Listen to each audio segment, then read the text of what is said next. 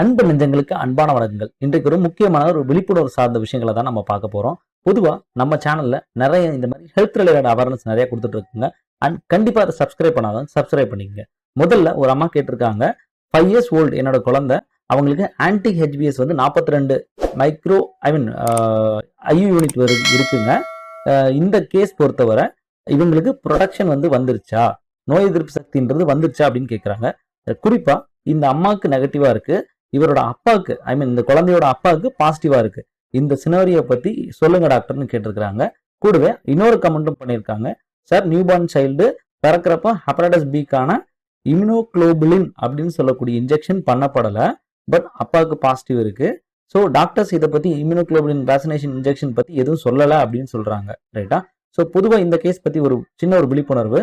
முதல்ல இந்த கேஸ்க்கு 5 years old 42 ஐயு இருக்கு அப்படின்னாலே கண்டிப்பா அதற்கு தேவையான ஆன்டிபாடி அப்படின்றது, நோய் எதிர்ப்பு சக்தி அப்படின்றது நல்லாவே இருக்கு அப்படின்னு அர்த்தம்.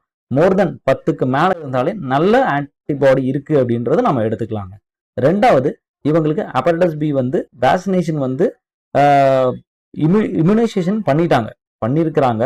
ஆனா ஹெப்படைட்டிஸ் பி இம்யூனோகுளோபின் போடலன்னா கேட்குறாங்க. சரி, இந்த கேஸ் பொறுத்த வரைக்கும் ஃபாதர் பாசிட்டிவா இருக்கிறாரு, ஃபாதர் பாசிட்டிவ், மதருக்கு வந்து நெகட்டிவ், மதருக்கு பிறந்த குழந்தைக்கு ஆன்டிபாடி ப்ரொடியூஸ் ஆயிடுச்சு. சரி, இந்த கேஸ் பொறுத்த வரைக்கும் வேக்சினேஷன் மட்டும்தான் போடுவாங்க, இம்யூனோகுளோபின் போட வேண்டிய அவசியம் இல்லை. இங்க இன்னொரு கேஸ் சொல்றேன் பாருங்க.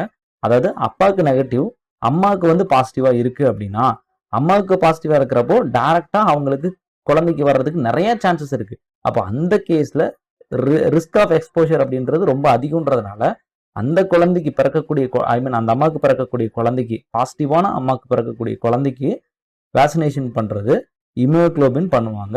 அதன் பிறகு ஹெப்படைட்டிஸ் பிக்கான வேக்சினேஷன் பண்ணுவாங்க. இதுதான் ப்ரொசீஜரை ஒழிய அப்பாவுக்கு பாசிட்டிவா இருக்கிறதுனால இம்யூனோகுளோபின் போடணும் அப்படின்ற அவசியம் அப்படின்றது இன்னைக்கு இல்லை. டைரக்ட் ரிஸ்க் ஆஃப் எக்ஸ்போஷர் அதிகமாக இருக்கக்கூடிய மதர்ல இருந்து ஒரு பிறக்கக்கூடிய சைல்டுக்கு மட்டும்தான் போடுவாங்க அப்படின்றத விழிப்புணர்வோட தெரிவித்துக் கொள்கிறேன். ஸோ தயவு செய்து இந்த மாதிரியான விழிப்புணர்வு சந்தேகங்கள் எதுவும் இருந்தால் கமெண்ட்ல ஷேர் பண்ணுங்க. கண்டிப்பாக ஷேர் பண்றேன். வேறு எதுவும் ஆலோசனைகள் இருந்தால், நிறைய சமயத்தில் இந்த மாதிரி சின்ன சின்ன டேட்டா மட்டும் எங்களுக்கு பயன்படாது. ஸோ இன்னும் அடிஷ்னல் இன்ஃபர்மேஷன்ஸ் இருந்தால் உங்களுக்கு இன்னும் தெளிவாக கொடுக்கறதுக்கு நல்லா இருக்கும்.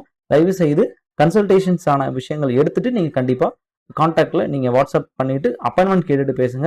கண்டிப்பா எப்போதும் உங்களுக்கு உதவுறதுக்கும் உங்களுக்கு ஆலோசனை வழங்குறதுக்கும் தயாரா இருக்கும் அப்படின்ற விழிப்புணர்வை இந்த வீடியோ மூலியமா தெரிவித்துக் கொள்கிறேன். நன்றி, வணக்கம்.